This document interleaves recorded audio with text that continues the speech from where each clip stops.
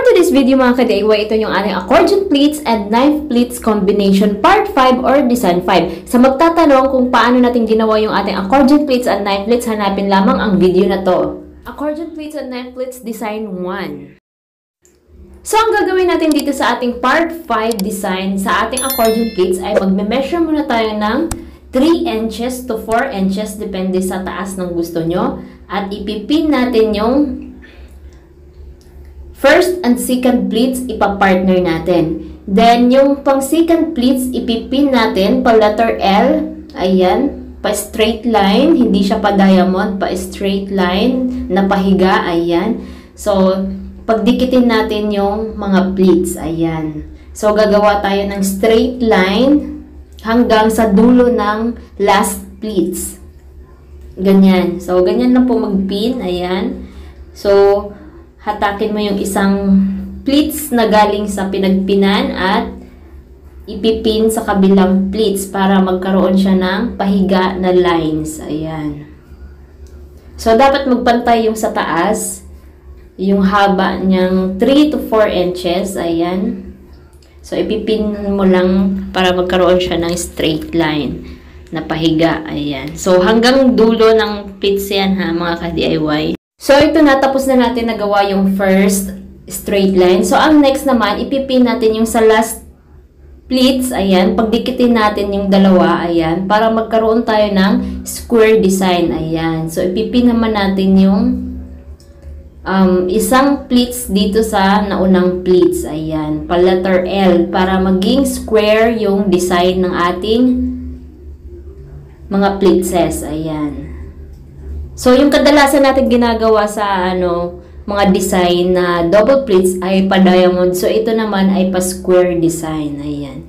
So, gagawa tayo dito ng dalawang layer ng square diamond. Ayan. So, next naman, pagdikitin naman natin dito sa left side. Katulad sa ginawa natin dito sa right side. Dito naman sa left side tayo. So, papuntang kanan yung ating paggawa ng square. So, kanina papuntang left. Ngayon naman ay papuntang kanan.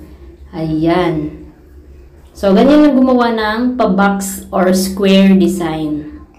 So, ayan, nagkaroon na tayo ng dalawang layer ng box. So, ang next natin, para sa pangatlo natin ay mag-e-edge lang tayo ng mga 4 inches ang taas. Ayan. Para magkaroon tayo ng rectangular shape. Ayan. So, bali, dalawang square na ang haba niya. Ayan. So, 4 inches.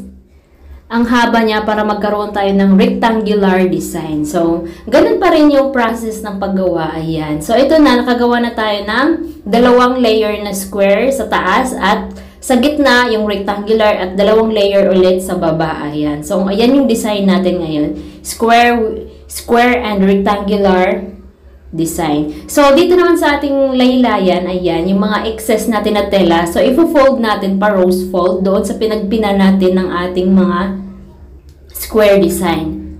Lahat ng laylayan ipipin natin pa rose fold. Dapat yung silver lang yung ifo-fold natin, hindi isama yung color yellow na nasa likod. So, silver lang yung gagawin nating pa rose fold. So, lahat ng laylayan gagawin nating pa rose fold. Ayan. For more design and full video tutorial, you can visit my YouTube channel. Don't forget to subscribe para lagi kayong updated. So, ito na yung tapos na yung ating dito naman tayo sa taas. Tapos na natin siya na i-fold sa baba. So, sa taas naman tayo. Para maging malinis yung ating taas. Ayan, i-fold natin siya paloob. Ayan, para magkaroon siya ng easy blast or candle design. Ayan. So, ifo-fold mo lang siya paloob. Ayan. So, ayan na. So, ang next natin gagawin dito, bago na tayo magfo-fold dito sa ating mga pleatses, so, gagawin muna natin doon sa kabilang side, sa right side. So, gagayahin natin nitong design sa left side. Ayan. So, pantay na sila, magkaparehas na sila. Meron. So, ang next na natin gagawin ay sa pleatses na tayo, sa knife pleats natin. So, yung first pleats natin, ipipin natin dito sa pa-rectangular. Ka-level siya ng ating rectangular. Ayan. So, dapat yung color yellow na nasa likod, wag natin isali pag pin para hindi siya umangat. Kasi pagkasali mo siyang ipin, ayan, ay aangat din yung color yellow. Pangit kasi tingnan pag nakaangat yung tela natin, nakikita yung ilalim ng ating table. So, dapat hindi natin isali yung color yellow na nasa likod. So, yung silver lang yung ating ipipin. Ayan. So, gagawa tayo ulit dito ng pahiga na lines. Ayan. So, pagdugtong-dugtungin or pag-connect-connectahin natin yung ating mga silver knife pleats. Ayan. Dapat talaga tanggalin mo muna yung yellow bago mo siya ipag-connectahin. So, ipipin mo siya hanggang dulo sa ating right side na accordion pleats. Ayan. So, naipin na natin siya. Tapos na. So, ang next natin gagawin, yung taas ng ipapantay natin sa ating accordion pleats na pa-rectangular. So, ayan, nakakonekta yung ating last pleats. At dito naman sa baba, ipipin natin. Ayan. Para magkaroon ulit tayo ng square design. Ayan.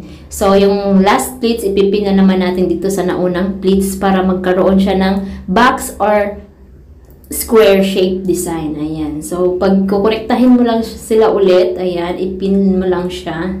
Sa mga bago pa lang dito sa ating video tutorial, you can visit my YouTube channel, Jasmine DIY. Mas marami kayong mapagpipili ang mga design dyan. At pasuporta na rin, pasubscribe at i-hit ang notification bell para lagi kayong updated. At pa-follow at share na rin itong ating video dito sa ating Facebook page para mas maraming ang makanood at matuto sa ating mga tinuturo.